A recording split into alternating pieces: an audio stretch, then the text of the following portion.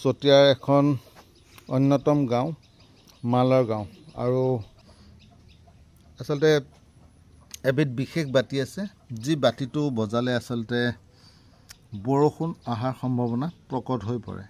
মই বাতিটো আচলতে মই দেখাব চেষ্টা কৰিম। বাতিটো এডাল আচলতে হাতৰ যি তলুৱাত লৈ এডাল কাঠৰ মাৰিৰে আচলতে ঘূৰোৱা হয় আৰু ঘূৰোৱাৰ ফলত এটা শব্দৰ সৃষ্টি হয় আৰু এই শব্দটো আচলতে বহু দূৰ পৰ্যন্ত যোৱাৰ কথা ইতিমধ্যে আমি জানিব পাৰিছোঁ আৰু সবিশেষ মই জানিব চেষ্টা কৰিম। এই বাতিটো যিহেতু বজাইছে আচলতে বাতিটো কিহৰ কাৰণে বজোৱা হ'ল?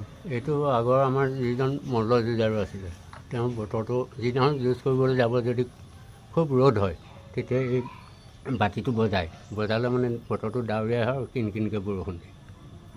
এইটো কেতিয়াৰ দিনৰ বাতি? এইটো 1671 তেতিয়াৰ পৰাই আছে? তেতিয়াৰ পৰাই আছে, আমাৰ ককাহঁতে কোৱা শুনিছিলোঁ।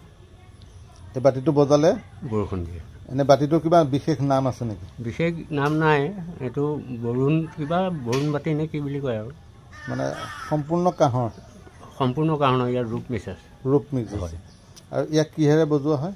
ইয়াৰ এডাল নাল আছিলে, নালডাল খুব ওজন আছিলে, নাহৰৰ প্ৰায় 10 ইঞ্চিমান আছিলে, তলটো অকণমান শকত, ওপৰলৈ চিয়ামূৰীয়া, হৈ নালটোৰে সৈতে বজাইছিলে। আৰু সেইডাল বজোৱালে মানে বৰষুণ অহাৰ সম্ভাৱনা আছে, নহ'লে বতৰটো ডাৱৰীয়া হয়, মল্লযুঁজাৰে যুঁজ কৰিবলৈ ভাল পায়। এইকেইদিন যিহেতু প্ৰচণ্ড গৰম পৰিছিল, হয়, এই গৰমত আপোনালোকে বজাই চোৱা নাই। সেই আগতে এদিন অৱশ্যে বজাইছিলোঁ, আজি সৈতে দ্বিতীয় দিন হৈছে।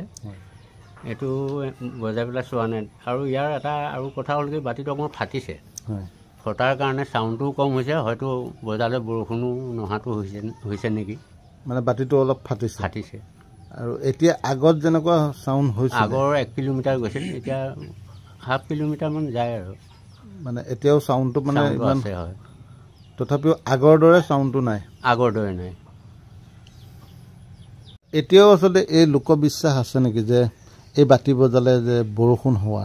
এইটো বৈজ্ঞানিক যুগ আৰু এতিয়া হয়তো নহ'বও পাৰে, আৰু প্ৰাকৃতিকৰ এতিয়া দেখিছোঁ অকণমান তাৰ টাইম হয়, সেইকাৰণে হয়তো নিদিবও পাৰে।